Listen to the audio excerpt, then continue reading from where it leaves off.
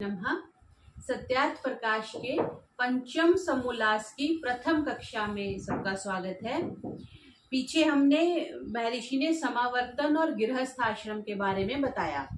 आज पंचम समोल्लास जो प्रारंभ कर रहे हैं तो महर्षि इसमें वानप्रस्थ और संन्यास के बारे में बताएंगे। अथ वानप्रस्थ संन्यास विधिम वक्ष्यामः। संन्यास और वानप्रस्थ की विधि को अब हम कहेंगे। तो गृहस्थ हो गया, गृहस्थ के बाद वानप्रस्थ की स्थिति आती है। तो वानप्रस्थ में क्या होता है कि जब हमने गृहस्थ को संपूर्ण कर लिया तो गृहस्थ के बाद वानप्रस्थ की स्थिति आती है। तो पहले क्योंकि 100 वर्ष की आयु होती थी तो हम ऐसा समझते थे 25 तक ब्रह्मचर्य, 25 का गृहस्थ, फिर 25 पे वानप्रस्थ ले लेंगे और फिर 75 पे संन्यास ले लेंगे। अब वैसी स्थिति तो रही नहीं, 60-70 में तो टिकट ही कट जाती है। तो हमने उसको कम करना पड़ेगा। अब हम जहां पर तो हमें लाभ होता है वहां पे तो हम शास्त्र की बात मान लेते हैं, जहां हमें लाभ नहीं होता वहां हम अपनी वर्तमान स्थिति को कह के कहते हैं कि ये तो आजकल संभव नहीं है। जैसे अभी आज के प्रकरण में कुछ एक दो बातें आएंगी तो हमें लगेगा ये तो संभव नहीं है, संभव नहीं है तो हम उसको इग्नोर कर देते हैं। जो संभव है और हमारे लाभ के लिए उसको हम इग्नोर करते हैं। तो ऐसा नहीं करना चाहिए। सारा कुछ उस समय की परिस्थिति को देख के, आज की तात्कालीन परिस्थिति को देख के तो एक समन्वय बना के चलना चाहिए। तो आज हम महर्षि क्या कह रहे हैं, शतपथ का कांड का बताते हुए कह रहे हैं, ब्रह्मचर्य आश्रम समाप्य गृही भवेत, गृही भूत्वा वनी भवेत, वनी भूत्वा प्रव्रजेत। ये बहुत प्रसिद्ध वाक्य है कि ब्रह्मचर्य को समाप्त करके तो गृही बन गए, गृहस्थ बन गए, गृहस्थ को समाप्त करके वनी बनना चाहिए, मीन्स वानप्रस्थ में जाना चाहिए, वन में रहना चाहिए, तपस्या करनी चाहिए। वनी भूतवा प्रव्रजेत, परिव्राजक बोलते हैं ना, स्वामी विवेकानंद जी के नाम के साथ लगता है। जो स्वामी सत्यपति परिव्राजक हुए हैं उनके जितने शिष्य हैं आगे, जैसे स्वामी मुक्तानंद जी हैं, स्वामी विवेकानंद जी हैं और स्वामी आशुतोष जी हैं, तो उनके नाम के साथ परिव्राजक लगता है। और जैसे जो सरस्वती पीछे लगाते हैं, जैसे महर्षि दयानंद सरस्वती है का नाम है, या जैसे स्वामी चिदेश्वरानंदी सरस्वती हैं, तो उनके जो शिष्य हैं तो वो सरस्वती लगाते हैं। तो ऐसे परंपरा चलती है। जैसे पिता के नाम का जो बैक जो शब्द होता है वो पुत्र के साथ आता है, वैसे ही संन्यास में आता है।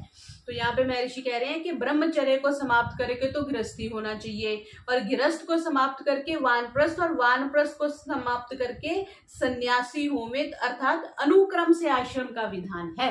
अनुक्रम समझते हैं, पुस्तक के फर्स्ट पेज पे भी अनुक्रमिका होती है। फर्स्ट चैप्टर में ये है, सेकंड में ये है, थर्ड में ये है। तो ये नहीं है कि ब्रह्मचर्य के बाद आपको सीधा संन्यास ले लेना, ऐसा भी नहीं है। ब्रह्मचर्य के बाद अगर बहुत ही आपको वैराग्य है तो आप सीधा नैष्ठिक होके संन्यास ले सकते हो। अदरवाइज इसको क्रम संन्यास बोल दिया कि पहले आप गृहस्थ में गए, फिर आप वानप्रस्थ में आए और फिर आप संन्यास हो गए। तो ये 5 श्लोक महर्षि ने दिए हैं। उसमें क्या बता रहे हैं, पहले में द्विज के लिए स्नातक हो गया, जो गुरुकुल से पढ़ के आया, जिसने शास्त्र को पढ़ लिए, अर्थात ब्रह्मचर्य पूर्वक गृह आश्रम का कर्ता, जो गृहस्थ आश्रम में रह रहा है, द्विज है, मीन्स उसका कोई गुरु है, उसका समावर्तन संस्कार हुआ है, उसने कुछ वेद विद्या पढ़ी है, अर्थात ब्राह्मण, क्षत्रिय और वैश्य गृह आश्रम भी कह देते हैं, गृहस्थ आश्रम भी कह देते हैं। शॉर्ट में गृह आश्रम महर्षि ने लिखा है। गृह आश्रम में ठहरकर निश्चित आत्मा और यथावत इंद्रियों को जीत के वन में वसे। वन में वसना तो चाहिए। आजकल बहुत से लोग हैं ना जो लैंडलॉर्ड होते हैं, जमीनें होती हैं, वो क्या करते हैं, खेतों में अपना एक घर बना लेते हैं, उसको क्या कहते हैं, फार्म हाउस। और फार्म हाउस कैसा होता है, जितनी शहर में सुख सुविधाएं नहीं है उतनी उनके फार्म हाउस में उपलब्ध होती है। तो वो वानप्रस्थ नहीं है। क्या बोल दिया कि यथावत इंद्रियों को जीत के वन में वसे। महर्षि के एक एक शब्द को पकड़ो, कि ये नहीं कि जब उठा तो बाजार गए, गुलाब जामुन खाने का मन किया, गुलाब जामुन ला के खा लिए, जब सोने का मन हुआ सो लिए, जब उठने का मन हुआ उठ लिए। कल ही हम किसी से चर्चा कर रहे थे कि जिसकी दिनचर्या नियंत्रित नहीं है वो जीवन में कुछ अचीव नहीं कर सकता, चाहे वो भौतिक सुख है चाहे वो आध्यात्मिक सुख है। दिनचर्या नियमित होनी चाहिए, इस समय ये करना है, इस समय नहीं करना है। पुराने बुजुर्ग थे, आपने देखा होगा उनका खाने का समय निश्चित हो गया होता था। हमारे घर में भी होता था, 12 बज गए तो लंच हो जाना है, शाम को 7 बज गए तो डिनर हो जाना है। कोई घर में है तो मिलेगा, नहीं है तो भूखे सो। तो वही बात है, अपनी दिनचर्या निश्चित होनी चाहिए। वो कब होएगा? उसी के होने से इंद्रियां नियंत्रित होती हैं। आपको 10 बजे सोना है तो 10 बजे नींद आ जाएगी, 3:30 जाग खुलनी है सुबह तो खुल जाएगी। फिर सेकंड में क्या कह रहे हैं, बहुत अच्छी बात महर्षि ने लिखी, लेकिन ये आप इस पे अपवाद भी मिल जाएगा। परंतु जब गृहस्थ सिर के श्वेत केश हो जाए, सिर के बाल जब श्वेत हो जाए, त्वचा ढीली हो जाए, एक ऑप्शन। दूसरी ऑप्शन क्या कही? लड़के का भी लड़का हो जाए, मतलब आपका पौत्र हो जाए, तब वन में जाके बसे। अब इसमें अपवाद कैसे मिलते हैं? आप देखेंगे आजकल 20-25 साल के बच्चों के भी बाल सफेद हो रहे हैं। तो ये इसको आपने अपवाद नहीं समझना, इसको ये नहीं समझना कि महर्षि ने ऐसा क्यों लिखा। पहले तो समय के साथ ही होते, ये जो नेचुरल स्वाभाविक जो श्वेत होते हैं वो 40 के आसपास होते हैं, 40-50 में। तो उस समय एक इंडिकेशन होगी, त्वचा ढीली होगी और लड़के का लड़का हो गया, तब वन में जाके बसना चाहिए। जैसे एक बार एक व्यक्ति था, उसने समझाने के लिए कथा है कि यमराज जी को कहा कि यमराज जी ये तो कोई अच्छी बात नहीं है, आप आ जाते हो और फटाफट ले जाते हो, मैंने वसीयत भी नहीं बनाई, बच्चों को नमस्ते भी नहीं करी, बिजनेस भी नहीं संभाला, सेटल नहीं किया। आपको बता के आना चाहिए कि मैं 10 दिन बाद आऊंगा, 1 साल बाद आऊंगा, ताकि मैं अपना सारा व्यवस्थित कर लूं। तो यमराज जी बोलते हैं कि भाई मैंने तो तेरे को बड़ी सारी इंडिकेशन दी, तेरे मैंने धीरे धीरे बाल सफेद करने शुरू कर दिए, मैंने तेरे दांत तोड़ने शुरू कर दिए, मैंने तेरी त्वचा ढीली करनी शुरू कर दी, तुम्हारा शरीर शिथिल करना शुरू कर दिया। ये सारे मैं तुम्हें पत्र ही तो भेज रहा था, और तुम पत्र को खोल के पढ़ते ही नहीं हो, और सीधा जैसे सेंडर का नेम नहीं पता होता ना, अननोन लेटर समझ के तुम उसको फाड़ देते थे, तुमने समझा ही नहीं। तो अब तुम्हारा जाके जब मैं लेने आया हूं तब तुम कह रहे हो कि तुम्हारे काम नहीं हुए। तो वही बात आ रही है, जब महर्षि कह रहे हैं जब त्वचा ढीली होनी शुरू हो गई और सिर के बाल सफेद होने शुरू हो गए और आपके पुत्र का पुत्र हो गया, पुत्र का पुत्र मीन्स पुत्र की संतान हो गई है, या अगर पुत्र नहीं है तो पुत्री की संतान हो गई है, उसके बाद आपको संसार को बाय बाय करने का विचार बना लेना चाहिए। फिर तीसरे में क्या कह रहे हैं, सब ग्राम के आहार और वस्त्र आदि सब उत्तम उत्तम पदार्थों को छोड़ और पुत्रों को स्त्री के पास रख दो या अपने साथ ले जाके वन में निवास करें। यहाँ पे छोड़ने के लिए कहा है, ये नहीं कि जैसे अभी वानप्रस्थ आश्रम में जाएंगे तो उनके कमरों में एसी भी लगे हुए हैं, सब सारी सुख सुविधा है, तो वो वानप्रस्थ नहीं है। वो तो आप घर छोड़ के बच्चों के किचकिच से बचने के लिए आप आके आश्रम में बैठ गए, लेकिन तपस्या तो नहीं हुई ना, आप उतनी ही ऐशो आराम में रह रहे हो। तो महर्षि ने कहा सब प्रकार के आहार भोजन, हमें याद है हम एक आश्रम में थे, वहां पे एक स्वामी जी थे, लेट 80s में थे, बट उनको कुकिंग का बड़ा शौक था, तरह तरह के व्यंजन बनाते थे और हमें भी खिलाते थे। तो स्पष्ट शब्द आ रहा है, सब ग्राम के आहार जो शहर में घर में आप खाते हैं उनको छोड़ दो, वस्त्र आदि और जो बड़े बढ़िया बढ़िया आप वस्त्र पहनते हो, सब उत्तम उत्तम पदार्थों को छोड़ दो, जो भी आपके पास बेस्ट चीजें हैं उनको छोड़नी है। जो जिसको कबाड़ कहते हैं ना, उसको नहीं छोड़ना, क्योंकि वो छोड़ा ना छोड़ा तो एक बराबर है। जिससे लगाव है, जिससे प्रेम है, ये तो बहुत बढ़िया साड़ी है, मैंने वहां से खरीदी थी, ये तो मैंने किसी को नहीं देनी, वो छोड़नी है। ये बहुत बड़ा पेन है, ये तो मैंने वहां से खरीदा था, वो देना है। जिसके साथ आपकी ज्यादा राग है, ज्यादा अटैचमेंट है, उसको छोड़ना है। और पुत्रों को स्त्री के पास रखो, क्योंकि लेडीज सेंसिटिव होती हैं, वन में जाने के तब इतनी व्यवस्थाएं भी नहीं थी। तो महर्षि ने 2 विकल्प दिए कि पत्नी को तो अपने पुत्रों के पास छोड़ दो या अपने साथ ले जाके वन में निवास करें। फिर आगे क्या कह रहे हैं, सांगोपांग अग्निहोत्र को लेके ग्राम से निकले। सांगोपांग मीन्स पूरे आपके पास शास्त्र होने चाहिए, ये नहीं आप बस एक कमंडल लेके और वो लठ लेके निकल गए। सांगोपांग अग्निहोत्र को लेके, यज्ञ करना वानप्रस्थी को भी है और जंगल में यज्ञ करना है तो आपके पास पात्र होने चाहिए। ग्राम से निकल दृढ़ इंद्रिय होकर अरण्य में जाकर बसे। अरण्य किसको कहते हैं जी? अरण्य वन को कहते हैं। अरण्य कांड भी मिलता है ना, हमारे रामायण में आता है, वाल्मीकि रामायण में आता है। अरण्य मीन्स जंगल, जंगल में जाके बसना है, एक पॉइंट है। पर अग्निहोत्र का सामान साथ लेके जाना है, हवन करना है। हवन नहीं छूटेगा जब तक आप संन्यास में जाके, कुछ स्थितियों में होता है कि आप यज्ञ के उससे छूट जाते हो, लेकिन ब्रह्मचर्य, गृहस्थ और वानप्रस्थ तीनों स्थितियों में यज्ञ तो करना ही करना है।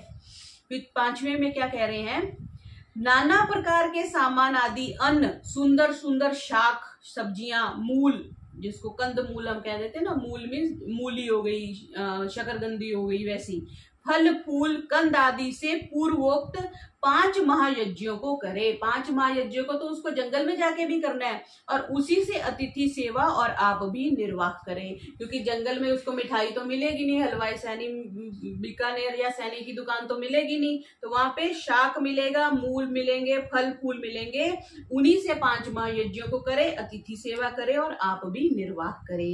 ये वानप्रस्थी के लिए बता दिया।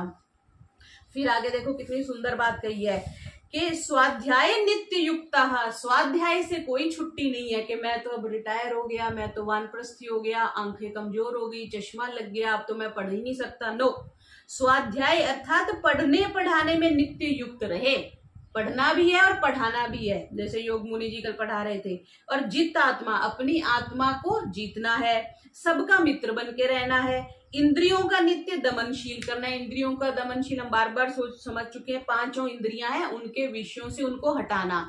जो 50 साल पहले पिक्चर देखी थी, दोबारा आए फिर देखने बैठ जाते हैं, फिर देखने बैठ जाते हैं, नहीं, इंद्रियों का दमन करना। विद्या आदि का दान देने हारा, क्योंकि अब आप अगर 40-50 साल के हो गए तो आपने बहुत कुछ पढ़ा है, तो पढ़ाने का भी दान करना है। सब पर दयालु रहना और किसी से कुछ भी पदार्थ ना लेवे, इस प्रकार सदा वर्तमान करें, ऐसा वानप्रस्थी बन जाएं। फिर अगले में क्या है, अप्रयत्न सुखार्थेषु ब्रह्मचारी धराशय, शरीर के सुख के लिए अति प्रयत्न ना करें कि मैं जंगल में रह रहा हूं, जंगल में कह लो या आश्रम में रह रहा हूं तो मुझे ये भी सुविधा चाहिए, ये भी सुविधा चाहिए, नहीं, अपने शरीर के सुख के लिए प्रयत्न ना करें, किंतु ब्रह्मचारी रहे, अर्थात अपनी स्त्री भी साथ हो तो भी उससे कोई विषय चेष्टा ना करें, और भूमि पर सोवे। ये देखो, ये महर्षि ने स्पष्ट लिखा है, भूमि पर सोवे। हम लोग भी जब तपस्या के लिए जाते हैं तो वहां पे भूमि पे सोने का विधान है, मखमल के चद्दरों पे या डल्लप के गद्दों पे बैठ के साधना नहीं होती। अपने आश्रित व स्वकीय पदार्थों में ममता ना करें। देखो, इससे स्पष्ट महर्षि क्या लिखेंगे, अपने आश्रित, जो अपने पे आश्रित हैं, या अपने जो पदार्थ हैं, मेरा घर, मेरी गाड़ी, मेरे बच्चे, मेरा धन, मेरा पैसा, उसमें ममता ना करें, अटैचमेंट नहीं करनी। हाँ है, जरूरत के लिए रखने चाहिए, लेकिन ममता ना करें, और वृक्ष के मूल में बसें। वृक्ष के नीचे वृक्ष लगाएंगे तो उनके मूल में बसेंगे, ये महर्षि का कहना है। फिर आगे मुंडक का एक रेफरेंस देखे क्या कह रहे हैं कि जो शांत लोग, विद्वान लोग वन में जाते हैं, तप करते हैं, धर्म अनुष्ठान करते हैं, सत्य की श्रद्धा करके भिक्षाचरण करते हुए जंगल में बसते हैं। कितने पॉइंट बता दिए, वन में रहते हैं, तप करते हैं, धर्म का अनुष्ठान करते हैं, मीन्स यज्ञ करते हैं, और सत्य की श्रद्धा करके भिक्षाचरण, क्योंकि सिर्फ गृहस्थी है जिसको नहीं कुछ लेना चाहिए, बाकी ब्रह्मचारी को भी भिक्षा लेने का अधिकार है, वानप्रस्थी को भी, और सन्यासी को तो है ही है। ठीक है, तो भिक्षा करके मांगना, जो भी मिल जाए। भिक्षा करते हुए जो जंगल में बसते हैं, वे जहां नाश रहित पूर्ण पुरुष, हानि लाभ रहित परमात्मा, जहां पे नाश नहीं होता, और वो हानि लाभ रहित परम पिता परमात्मा का जो निवास है, वहां निर्मल होकर प्राण द्वार से उस परमात्मा को प्राप्त होके आनंदित हो जाते हैं। क्योंकि पहले तो सारा जीवन उन्होंने दिया है, तभी उनको कोई देगा ना, दक्षिणा तभी कोई देगा। तो तप करते हैं, धर्म का अनुष्ठान करते हैं, सत्य में श्रद्धा रखते हैं, और भिक्षाचरण करते हुए जंगल में बसते हैं, तो वो परमपिता परमात्मा को प्राप्त होते हैं। फिर आगे यजुर्वेद के 20वें अध्याय के 24वें मंत्र को में बता रहे हैं, अभ्या ददामी समिधमग्ने व्रतपते त्वयि वतंच श्रद्धाम चोपैमिंधे त्वा दीक्षितो अहम। वानप्रस्थ को क्या उचित है कि मैं अग्नि में होम कर दीक्षित होकर व्रत लूं, सत्य का आचरण करूं, श्रद्धा को प्राप्त हूं, ऐसी इच्छा करके वानप्रस्थ होना चाहिए। नाना प्रकार की तपश्चर्या करनी चाहिए, सत्संग करना चाहिए, योगाभ्यास करना चाहिए, सुविचार से ज्ञान और पवित्रता प्राप्त करें। क्या क्या प्राप्त करना है जी? ज्ञान प्राप्त करना है और पवित्रता प्राप्त करनी है। कल ही कोई बता रहे थे कि जितना मन शुद्ध होता है ना, उतना ही ज्ञान समझ में आता है। मन में हम तरह तरह के विचार डालते रहेंगे, तरह तरह के गाने सुनते रहेंगे, सारा दिन तो गाने सुनते रहेंगे, फिर हमें लगेगा कि हाँ हमें पाठ समझ में नहीं आ रहा।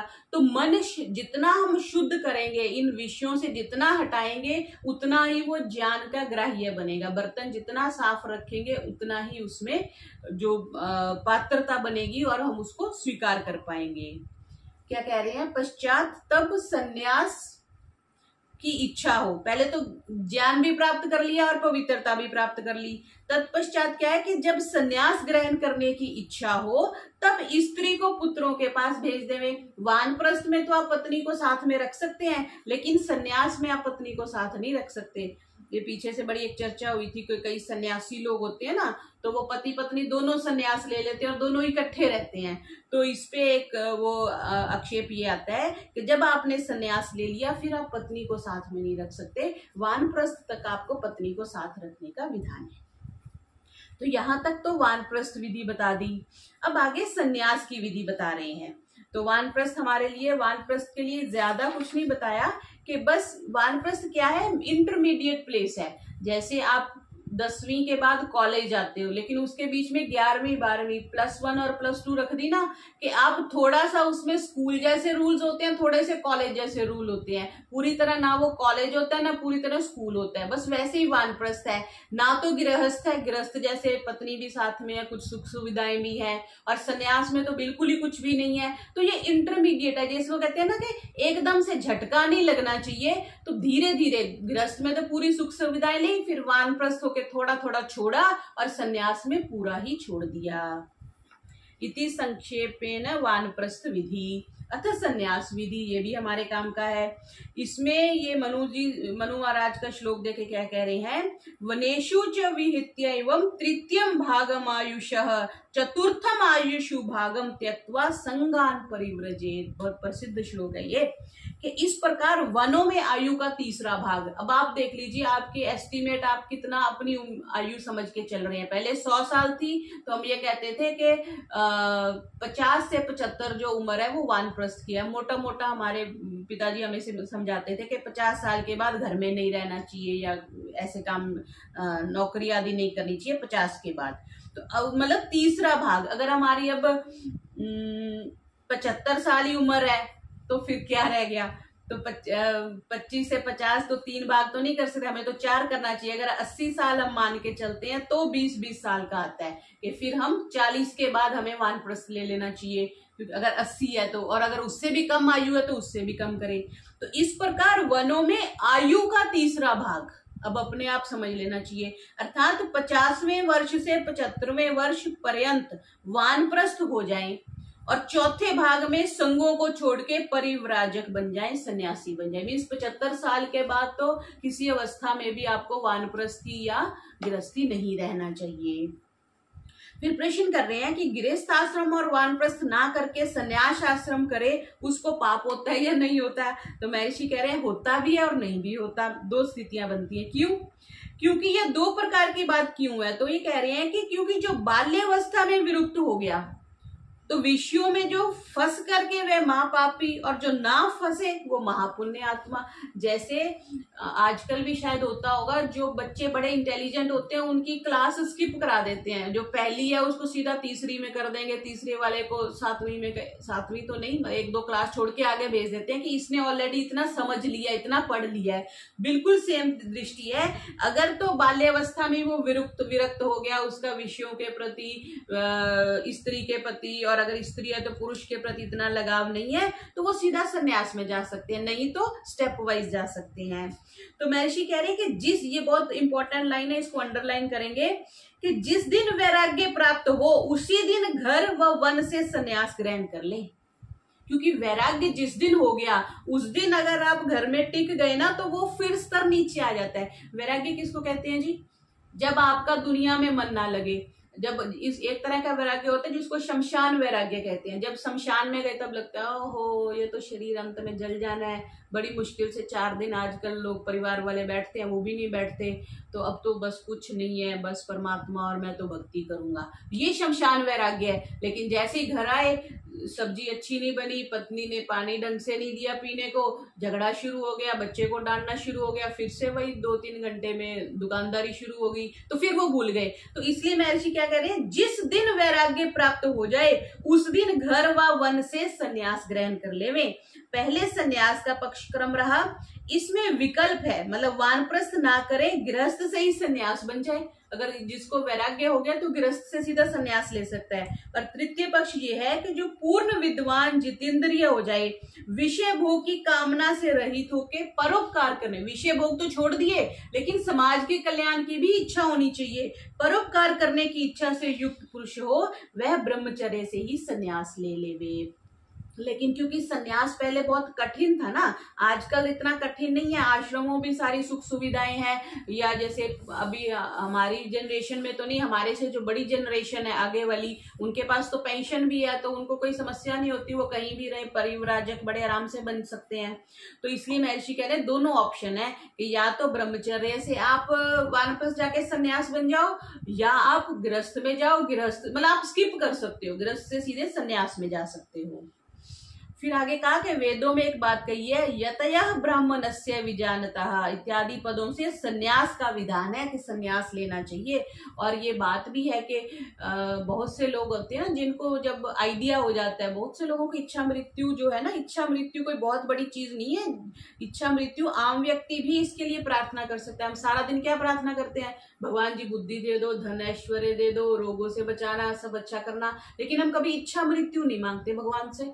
अगर मांगेंगे तो वो भी तो भगवान जी दे देंगे। तो इसलिए हमेशा एक मान्यता ये चलती है एक परंपरा में कि आपको इच्छा मृत्यु मांगनी चाहिए। और बहुत सी एक कुछ मुद्राएं होती हैं, हमारे गुरुजी बताते थे कि वो मुद्रा से भी पता चल जाता है कि अगले 6 महीने में बस अब कहानी खत्म होने वाली है, तो फिर लोग अपना बिल्कुल सब कुछ छोड़ के सिर्फ भगवान का नाम लेने लग जाते हैं। तो ऐसी स्थितियां भी बड़े लोगों के पास होती हैं। तो कठोपनिषद के वल्ली 2 में बता रहे हैं कि जो दुराचार से पृथक नहीं, दुराचार हम बड़े अच्छे से अब समझ रहे हैं, और जिसको शांति नहीं है, और जिसका आत्मा योगी नहीं है, और जिसका मन शांत नहीं है, वो सन्यास लेके भी परज्ञान से परमात्मा को प्राप्त नहीं होता। बहुत से लोग हम देखते हैं सन्यास ले लेते हैं, कई लोग इसलिए भी सन्यास लेते हैं क्योंकि सन्यास के वस्त्रों का सम्मान होता है ना। चाहे कोई इसको गलत लोग भी पहन लेते हैं, फिर भी हम गेरुए वस्त्र देख के एक बार प्रणाम करते हैं, महाराज जी बोलते हैं ना, तो इसलिए भी कुछ लोग ले लेते हैं। तो लेकिन वो उसने क्यों लिया, दुनिया का फायदा लेने के लिए उसने सन्यास लिया है, ना तो उसका मन शांत है, ना वो दुराचार से हटा, ना उसको शांति है, और ना ही उसका आत्मा योगी है, तो वो सन्यास लेके भी उसको परमात्मा नहीं मिलेगा। ये भाई वीर सिंह जी एक कवि हुए हैं पंजाब के, उन्होंने एक बड़ी अच्छी कविता लिखी थी, घर छड्डन दी लोड़ नहीं, कि घर को छोड़ने की जरूरत नहीं है। अगर आपका मन रंग गया है, आपका मन से विरक्त हो गए हो, तो एक बात वो भी है कि आपका मन होना चाहिए, क्योंकि सब कुछ तो मन है। आज सुबह हम योग दर्शन की कक्षा में भी ये डिस्कस कर रहे थे, जब मन आपका सन्यासी हो गया, तो चाहे आप घर में रहो चाहे वानप्रस्थ में रहो तो हो सकता है, लेकिन फिर भी ये एक परंपरा है, एक आश्रम व्यवस्था है, वो उसका फॉलो किया जाना चाहिए। इसलिए महर्षि आगे तीसरी वल्ली का उदाहरण देके क्या कह रहे हैं कि सन्यासी जो है वो बुद्धिमान, वाणी और मन को अधर्म से रोके, उनको ज्ञान और आत्मा में लगावे, 3 पॉइंट बता दिए, और उस ज्ञान और स्व आत्मा को परमात्मा में लगावे, और उस विज्ञान को शांत रूप अपनी आत्मा में स्थिर करे। इतने बात बता दी। पहले तो ये बता दिया कि मन शांत नहीं है तो टिक के बैठ जाओ, गृहस्थ में बैठे रहो, वानप्रस्थ में बैठे रहो, लेकिन सन्यास को जो है, जिसको कहते हैं ना कलंकित नहीं करना, सन्यास को दूषित नहीं करना, क्योंकि सन्यास हमारे लिए बड़ी उच्चतम स्थिति है, और उसकी अगर योग्यता नहीं है तो उसको नहीं ग्रहण करना चाहिए। कल परसों ही कोई महात्मा मिले, उन्होंने गेरुए वस्त्र पहने हुए थे, तो उनसे पूछा गया कि जी आपने सन्यास लिया हुआ है? कहते सन्यास नहीं लिया हुआ। तो ये गलत बात है, अगर आपने सन्यास नहीं लिया तो आपको गेरुए वस्त्र नहीं पहनने चाहिए। तो यहाँ पे महर्षि कह रहे हैं कि सन्यासी के लिए क्या ड्यूटीज हैं। बुद्धिमान होना चाहिए, वाणी और मन को अधर्म से रोके और उनको ज्ञान और आत्मा में लगावे।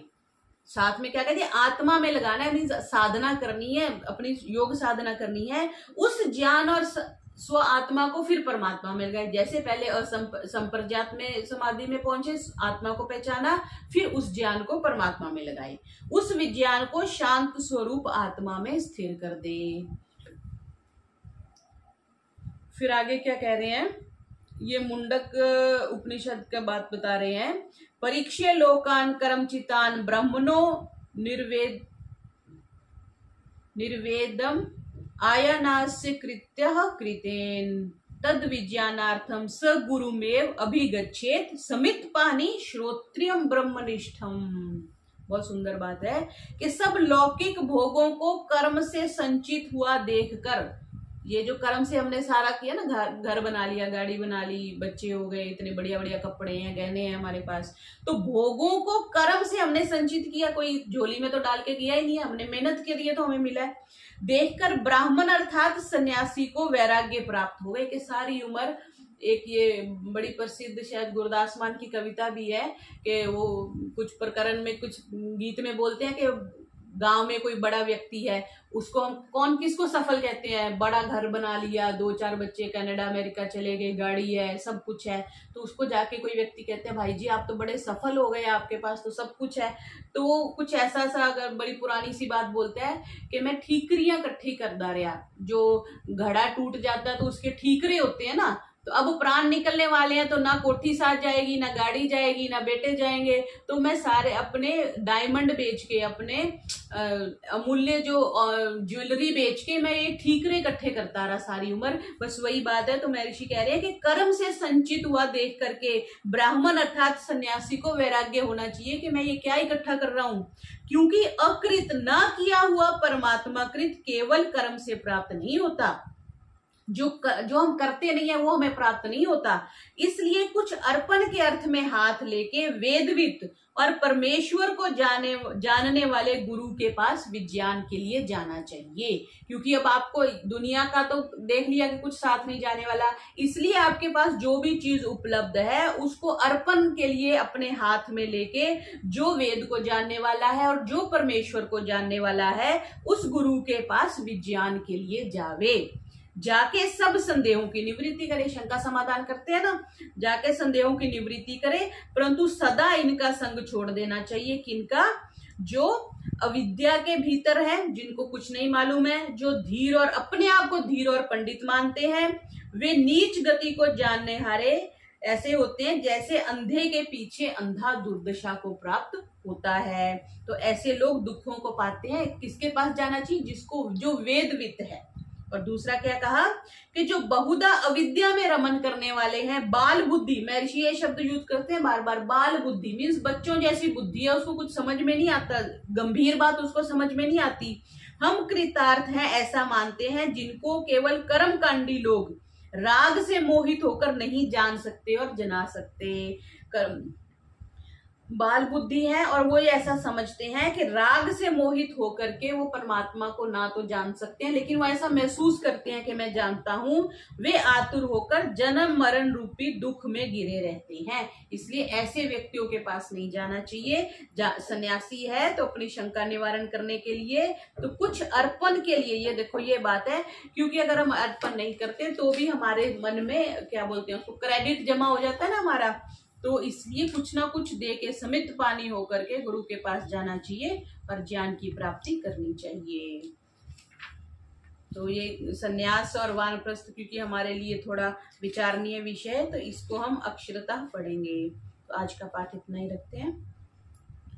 ओम शांति शांति शांति। सर्वेभ्यो नमः।